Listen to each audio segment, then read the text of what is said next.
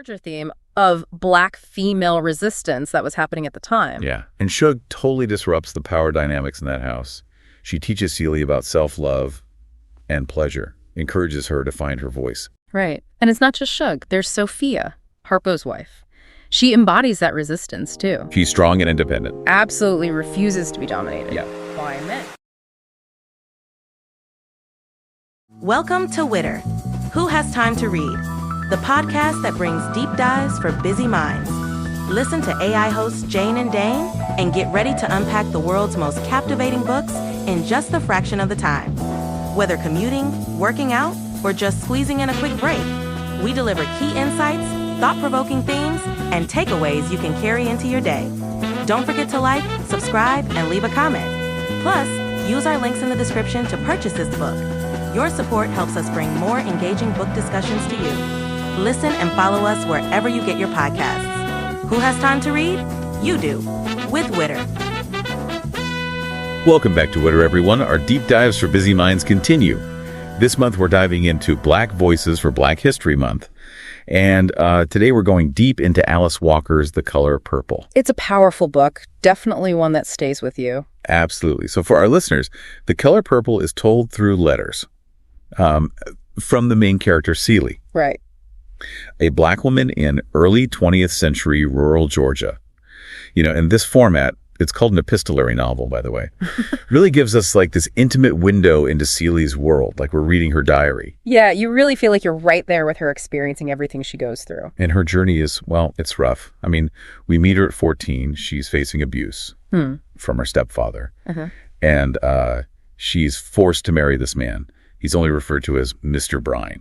And that's significant, you know, that he doesn't have a name. It's like Walker is stripping him of his individuality, making him like a symbol of the patriarchy. That was holding women back, especially Black women. Yeah, it really emphasizes like the power imbalance and the oppression Celie's facing.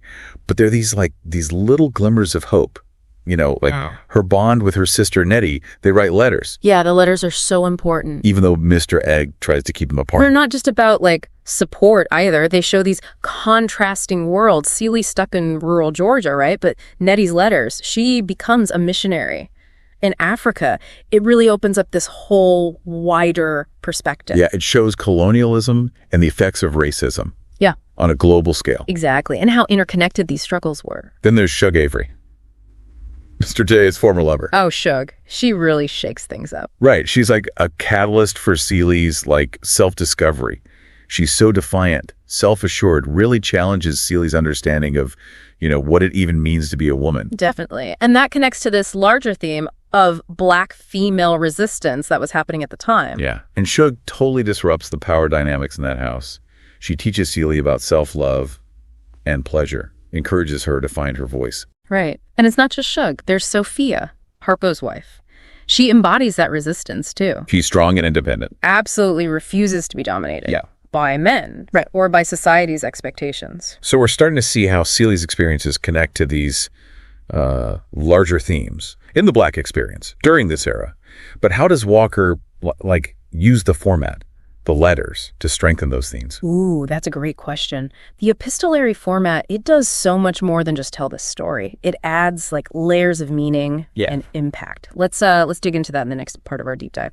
With the letters, we get like right inside Celie's head. We see her change from this, you know, timid girl to this woman who demands what she deserves. It's amazing. You really feel her pain, but also her strength. Exactly. And with Nettie's letters from Africa, it like expands everything beyond Celie's little world. Right. We see colonialism and the effects of racism on a global scale even. Exactly. It reminds us the Black experience, it's not just one thing. You know, it's multifaceted. So many different perspectives. Exactly. And those different perspectives, you see it with the other women in Celie's life too. We talked about Shug and Sophia. Yeah. But even like Mary Agnes, Harpo's second wife.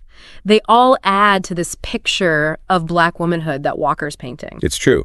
Each woman like has her own way of dealing with the challenges of being Black and female in a world that wants to control them. Right. And it's through those interactions, you know, with each other that they find their strength, their support. They build this community. That sisterhood. It's a core part of the book's message of resilience and hope. Totally. And something else that changes is Celie's relationship with God. She starts out so angry. Yeah, she's like, why is this happening? Why would God allow this suffering? But then, through Shug, she starts to see spirituality differently. More personal. Right. She finds God in nature, in herself. It reflects like this common experience for Black people in America, trying to find their faith in a world full of injustice. The traditional church, it doesn't always work for them. So they create their own spirituality, like Celie does. Yeah. And as she finds that grounding, she starts to challenge the patriarchy too. Like, look at her relationship with Mr. Phillip. It completely transforms. It does. He even starts going by his real name, Albert. Tries to make up for what he's done. It's complex, right? Redemption. Definitely. Walker doesn't ignore the harm he's caused. But she suggests that maybe change is possible, even for people who have been part of the problem. It's challenging, but relevant. Yeah. Especially with all the talk about accountability, restorative justice. It really is. And like Albert changing, it doesn't excuse him. No. But it asks these questions about growth, reconciliation. And it shows how personal change can be a part of societal change. Yeah, like when individuals confront their biases, it can have this ripple effect. It's powerful. And The Color Purple celebrates that. The power of individual voices to create change. Within themselves and in the world. Celie's journey, from victim to survivor, it's proof of that. And the fact that people still connect to her story decades later, that says something. It shows how relevant it still is, the power it has to inspire, even in the face of, adversity. Exactly. Yeah. And it reminds us that the fight for justice, equality, it never ends. It's a constant process. You always have to be vigilant. Challenge the status quo. Absolutely. The Color Purple, it doesn't have all the answers, But it helps us understand the Black experience and how individual stories can lead to a collective movement for liberation. And that's why it's so important to keep reading these books, discussing them, engaging with them. They make us think critically, see things from different perspectives. And recognize how our struggles are all connected. For a better, more just world. Speaking of engaging, I think it makes sense to, shift gears a bit. Talk about the book's impact, on literature and culture. Let's do it. We'll explore that in the final part of our deep dive. The Color Purple, it wasn't all smooth sailing when it came out, Oh, no, definitely not. It caused quite a stir. Some people even wanted to ban it. Can you believe that? It's kind of wild when you think about it, right? Yeah. A story about Black women finding their voices. Yeah. And it gets met with that kind of resistance. It really shows you how powerful those voices are, though. Yeah. It challenged the way things were, made people face some hard truths about race, gender, power, all that. Yeah, it definitely pushed buttons. Right. But it became a landmark work. I mean, Pulitzer Prize winner, right? Oh, yeah. And a movie. And then a Broadway show. Yeah. It really connected with people. It did. People from all walks of life. Because at its heart, it's about those universal things. Connection, love, the desire to control your own life. Celie's journey, it goes beyond culture, beyond background. It's something we can all relate to on some level. That fight for freedom, for self-expression, it's human, Absolutely. Yeah. And one thing that struck me, throughout the book, was the Color Purple itself. The symbolism there, oh, it's so rich. Right. It represents so much. Yeah. Creativity, spirituality, even finding beauty in the everyday. Exactly. It's a reminder to look deeper, to appreciate those little moments of joy, especially when things are tough. Remember Celie's quilt making? Oh, yeah. Starts as something practical, but it becomes art. She's literally stitching her life together, her experiences, her emotions, all in those quilts. It's powerful. She's taking back control, creating something beautiful out of all that pain. And it makes you think, how many other stories are out there like Celie's, especially from Black women, stories that we haven't heard yet, or that haven't gotten the attention they deserve. It's true. There are so many voices waiting to be heard. And The Color Purple, it opened the door. But we have to keep it open, right? Seek out those diverse stories. Support Black authors. Make space for them. So we want to leave you with this, our listeners. Think about it. What can you do to support Black authors?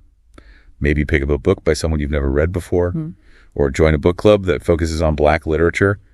Even just talking about the books you love, that makes a difference. It all adds up. Every little bit helps to create a more inclusive literary world where everyone's story has a chance to be told. And remember, it's not just about doing the right thing. It's about enriching ourselves, expanding our understanding of the world through these powerful stories. So thank you for joining us on this deep dive into The Color Purple. We'll be back next time with another book that's shaping our world. Until then, happy reading, everyone.